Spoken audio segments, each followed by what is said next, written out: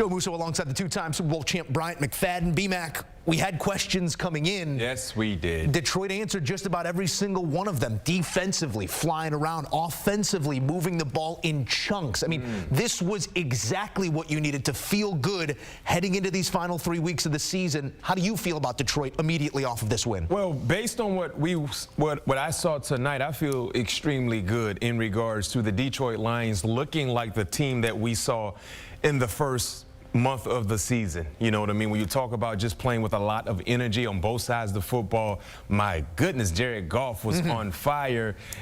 5 touchdowns. I mean, in totality as an offense, they had almost 500 yards of total offense, 448 to be exact, 185 yards on the ground.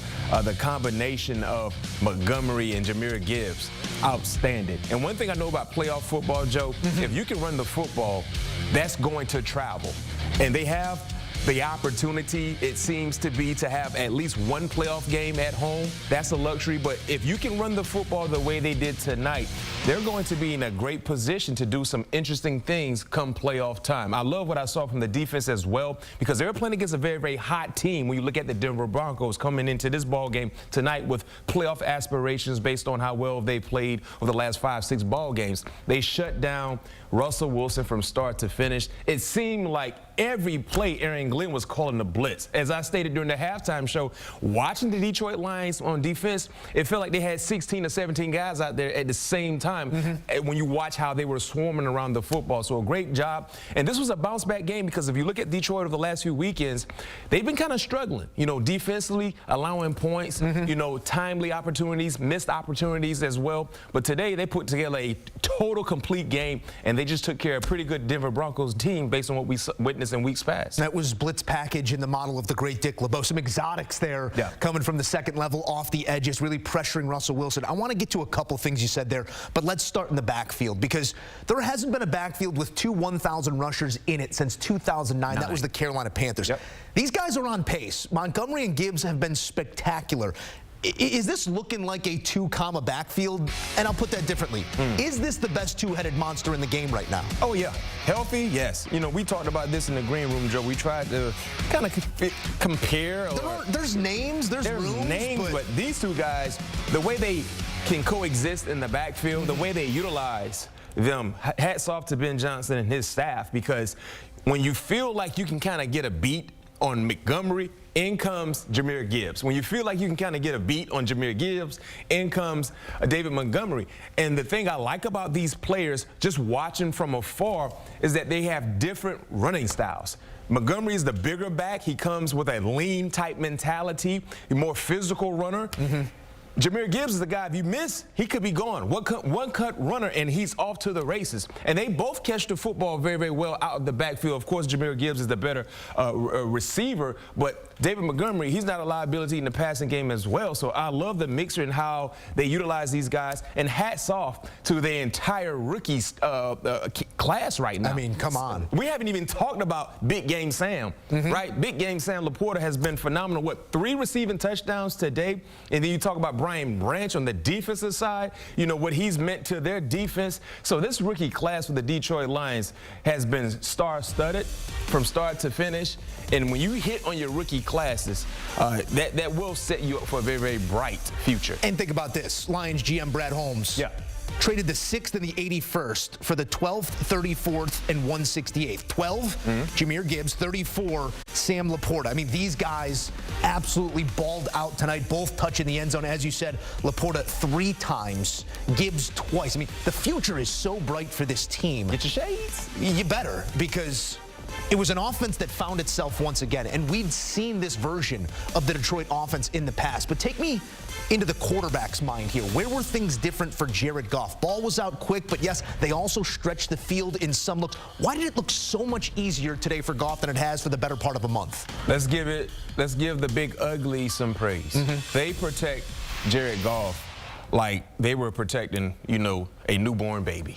They did a great job in making sure he was comfortable, They did a great job allowing him to be relaxed to go through his progressions. And hats off to Jared Goff, just showcasing accuracy. Let's go back to the most recent ball game before tonight against your Chicago Bears. Chicago had 4 sacks against Jared Goff. Chicago put relentless pressure on Jared Goff. If you go back and watch that game compared to what you saw tonight, night and day, looking at the quarterback in Jared Goff. And it's because of his offensive alignment. We just talked about how well they ran the football. I understand we can give a game ball to Jahmyr Gibbs, Sam Laporta, Jared Goff, but I think we should give the game ball to the offensive linemen. They did a great job in setting the tone in the trenches and dominating from start to finish. And what we saw from some inconsistent play from their offense was more about the inability of the offensive linemen to do what? Protect the quarterback. Jared Goff is not known to be a mobile, athletic guy. He can make you miss here or there, but that's not his specialty. But when he can be upright in the pocket, man, he's shown the ability to do some similar like things from what we witnessed tonight. So to answer your question, why Jared Goff was on point, it was because of his offensive alignment. They were on point. We'll fill that trough with game balls and let the big uglies get to eating, because run and pass. I mean, there were a handful of rundowns where running backs were untouched 5 yards upfield. They were moving that line of scrimmage and setting it in the pass game. Spectacular job up front for Detroit. Numbers changing this time of year, not just records, but percentage chance to make the playoffs. Coming into this game, Broncos were looking at a 41% chance to make the playoffs. Obviously would have ballooned with the win. They're down to 25% chance to make the playoffs according to our sports line projections. When we look at this AFC playoff picture, I mean, we're trying to make sense of those teams coming into the week at 7-6. Who's going to take those final 2 chairs? Well, with the wins here, the Bengals and the Colts take major strides towards it. In the NFC side, the Lions get right, but now we're looking at a Broncos and Steelers team coming off losses, sitting at even 7-7. Where did you see the problems tonight for the Broncos? Obviously dealing with a lot of different blitz looks from this defense, but never felt like there was any sort of groove or momentum to the offensive game plan. Yeah, they couldn't protect Russell Wilson. Unfortunately for the Denver Broncos, Joe, they looked like the Denver Broncos from the month of September. They were not a very, very good team in the month of September. And this reminds me of September as well, right here. Yeah, seemed like some dysfunction on the sideline, not on the same page for whatever reason. Just not efficient football in a very, very important ball game. That's the issue that I have for the Denver Broncos coming into tonight's matchup. We all knew how important this ball game was for the Denver Broncos. You know, you talked about the playoff picture we just highlighted there. They were right there, and they still have a chance, but clearly with the numbers that Joe just gave us in regards to percentage, it drops dramatically because of what happened tonight. The sense of urgency wasn't there. They seemed like they weren't prepared for what they were getting from Aaron Glenn's defense. And that's confusing. That's alarming. Because when you factor in Detroit and what they were not able to do, especially a week ago, one would think they were going to do different things, especially on their home turf, and the Broncos never had an answer. And then when you transition to the defensive side for the Denver Broncos, I mean, over the last few weeks, that was one of the strong suits of their team. Today, it was a weak point, especially in the red zone. Get this, the Detroit Lions, they were 6 for 6 in the red zone. 6 for 6 in the red zone.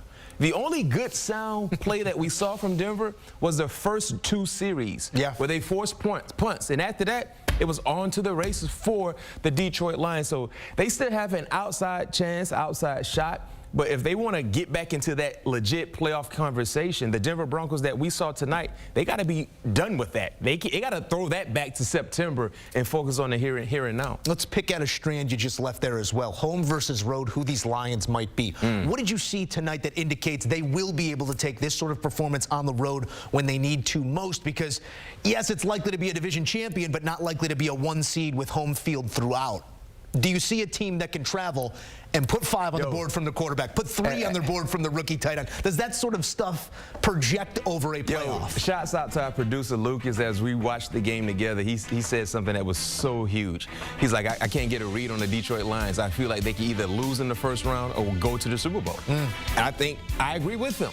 Because when we see performances like this, you're like, wow, this is a Super Bowl caliber team, right? It wasn't like they played against, you know, a bottom barrel type team. The Denver Broncos over the last month and a half have been very, very competitive. But what we witnessed tonight was total domination. But then when you look at what we saw last week against Chicago, when you look at what we saw a few weeks ago against the Green Bay Packers, heck, the game they had to really rally behind against a bad New Orleans Saints team on the road, you're like, whoa, what's going on? So that it's concerning because great teams, Super Bowl caliber teams, they put together a string of impressive performances. And for the Detroit Lions, it was impressive tonight. Let's see how they finish the season, because one thing I know about playoff football, playoffs usually start before the playoff actually starts. I know firsthand. You might be like, well, B-Mac, what do you mean? You get in a playoff mindset before the playoff actually starts. For me, my rookie campaign, Pittsburgh, granted, we had a 3-game losing streak. By week 13, we knew we were in playoff mode. So we were in a Game 7 situation. Yeah. Lose or go home.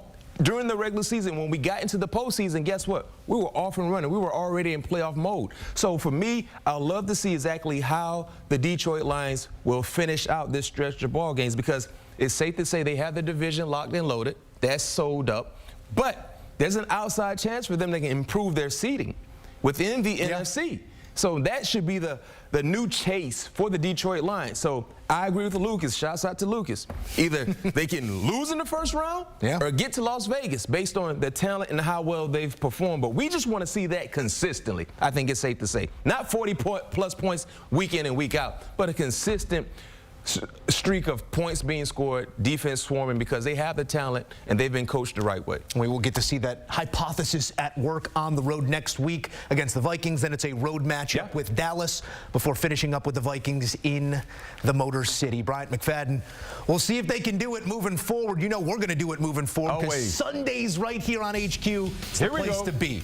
They finish, we start. Highlights, reaction, sounds you'll get nowhere else. And tomorrow, a visit with our friend Tony Romo, the great Charles Davis, some big-time matchups. Join us for HQ Game Day Scoreboard, highlights, and everything you need